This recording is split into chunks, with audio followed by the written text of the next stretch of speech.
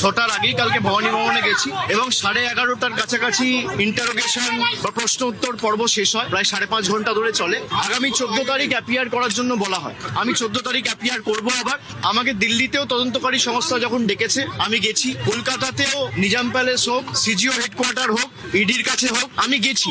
আমি সবসময় তদন্তে সহযোগিতা করেছি। আজকে আমাদের দলনেত্রীর বাড়িতে কিছু বৈঠক ছিল পূর্ব নির্ধারিত। মিটিং গুলো চলাকালীন আমি খবর পাই যে সিআইডির একটা টিম এসছে।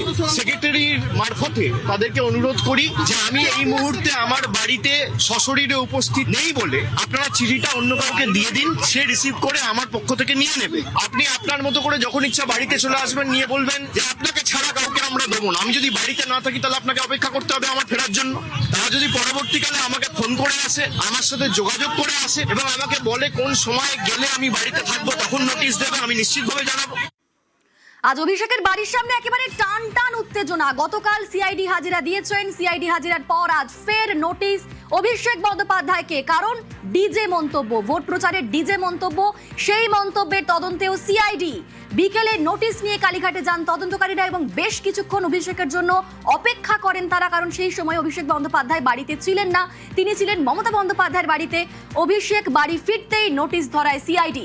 আমাদের সঙ্গে এই মুহূর্তে সরাসরি অমিত রয়েছেন, প্রতিনিধি অমিত। আমরা দেখলাম যে অভিষেক বন্দ্যোপাধ্যায়ের জন্য সিআইডির টিম দীর্ঘ প্রায় 3 ঘন্টারও বেশি সময় অপেক্ষা করেছেন। তারপরে অভিষেক বন্দ্যোপাধ্যায়কে নোটিশ দিতে পারলেন না, তারা দিলেন তার কর্মীর হাতে। আজকে এই নোটিশে কি বলা হয়েছে, কবে কখন তলব করা হয়েছে অভিষেক বন্দ্যোপাধ্যায়কে?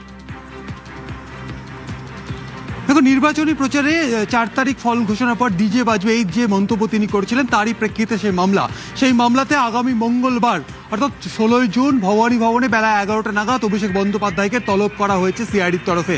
তোমাকে জানিয়ে রাখবো, বাগুইয়াটির বাসিন্দা তিনি বিধাননগর কমিশনারেটের অন্তর্গত থানাতে এই অভিষেক বন্দ্যোপাধ্যায়ের মন্তব্য ঘিরে তিনি লিখিত অভিযোগ করেছিলেন এবং তিনি আশঙ্কা প্রকাশ করেছিলেন এই মন্তব্য থেকে অশান্তির বাতাবরণ তৈরি হতে পারে।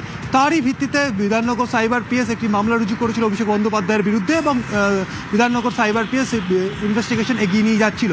গত 2 দিন আগেই রাজ্য পুলিশের তরফে এই তদন্তভার তুলে দেওয়া হয় সিআইডির হাতে এবং সিআইডি তদন্তভার হাতে নেওয়ার পরই গতকাল বিভিন্ন নথি সংগ্রহ, case docket, case diary, evidence সংগ্রহ করার পরই আজকে সকালে প্রস্ত বৈঠক হয় সিআইডি কর্তাদের মধ্যে। তারপরে তারা সিদ্ধান্ত নেন আজকেই অভিষেক বন্দ্যোপাধ্যায়ের বাড়ি গিয়ে তারা নোটিশ পৌঁছে দেবেন তার হাতে এবং মঙ্গলবার তাকে তলব করা হবে। কিন্তু আমরা দেখলাম 4:35 অভিষেক বন্দ্যোপাধ্যায়ের কালীঘাটের বাড়িতে পৌঁছে যান সিআইডি কর্তারা। কিন্তু সেই সময় অভিষেক বন্দ্যোপাধ্যায় বাড়িতে ছিলেন না, তিনি ছিলেন মমতা বন্দ্যোপাধ্যায়ের বাড়িতে এবং সেখানে যে সংলগ্ন যে পার্টি অফিস রয়েছে, দলীয় কার্যালয় রয়েছে, সেখানে তৃণমূল কংগ্রেসের মিটিং চলছিল। সেই মিটিং থেকে ফিরে আসার পর প্রায় দীর্ঘ 3 ঘন্টা বাইরে অপেক্ষা করে থাকলেন সিআইডি কর্তারা এবং সিআইডি কর্তারা অনড় ছিলেন যে তারা অভিষেক বন্দ্যোপাধ্যায়ের হাতে কিন্তু তারা নোটিশটা সার্ভ করবে। কিন্তু শেষমেশ অভিষেক বন্দ্যোপাধ্যায়ের হাতে নোটিশ সার্ভ করা গেল না। তিনি 3 ঘন্টা পর ফিরে এলেন, কিন্তু তার অফিসের স্টাফের হাতে সেই নোটিশ তুলে দেওয়া হয় এবং অফিসের স্টাফ ভেতরে গিয়ে অভিষেক বন্দ্যোপাধ্যায়কে দিয়ে রিসিভিং করিয়ে বা সেটি গ্রহণ করা হয়, তারপর সিগনেচার করে এবং সেই সিগনেচার করবে চিঠি প্রাপ্তি বা নোটিশ প্রাপ্তির যে রিসিভিং লেটার, সেটি কাউন্টার পার্ট, সেটি সিআইডির হাতে তুলে দেন। তারপর সিআইডিরা অভিষেক বন্দ্যোপাধ্যায় কালীঘাটের বাড়ি ছাড়েন। তবে তো জানিয়ে রাখবো, এই যে ডিজে মন্তব্য, সেই মন্তব্যের প্রেক্ষিতে যে মামলা এই মুহূর্তে সিআইডি করছে, তদন্ত করছে,